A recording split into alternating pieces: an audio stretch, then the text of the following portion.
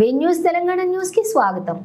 మేడ్చల్ జిల్లా దుండిగల్ పిఎస్ పరిధి మల్లంపేటలోని నగల కోసం మహిళ హత్య। దుండిగల్ పోలీస్ స్టేషన్ పరిధి మల్లంపేటలో శారద అనే మహిళను హత్య చేసి ఒంటిపై ఉన్న బంగారం దోచుకెళ్లిన గుర్తు తెలియని వ్యక్తి నిన్న రాత్రి జరిగిన ఘటన। మృతురాలి కుమారుడు ఇచ్చిన ఫిర్యాదు మేరకు కేసు నమోదు చేసుకుని దర్యాప్తు చేస్తున్న దుండిగల్ పోలీసులు దుండిగల్ పిఎస్ పరిధిలో వంశీ రెసిడెన్షియల్లో నివాసం ఉంటూ మిల్క్ పాయింట్ నిర్వహిస్తున్న తన తల్లి బొద్దుల శారద ఎవరో గొంతు నిలిమి హత్య చేసి అనంతరం ఆమె ఒంటిపై ఉన్నటువంటి బంగారం దోచుకెళ్లారని కుమారుడు సాయి వినయ్ ఫిర్యాదు స్వీకరించి కేసు నమోదు చేసుకుని దర్యాప్తు చేస్తున్న పోలీసులు ఫిర్యాదుదారుని తల్లి B Sharada wife of late Satyanarayana వయసు 50 సంవత్సరాలు ఓసిసి మిల్క్ పాయింట్ తన తల్లి ఫోన్ కి 2 సార్లు కాల్ చేసినా ఆమె కాల్ కి సమాధానం ఇవ్వలేదు।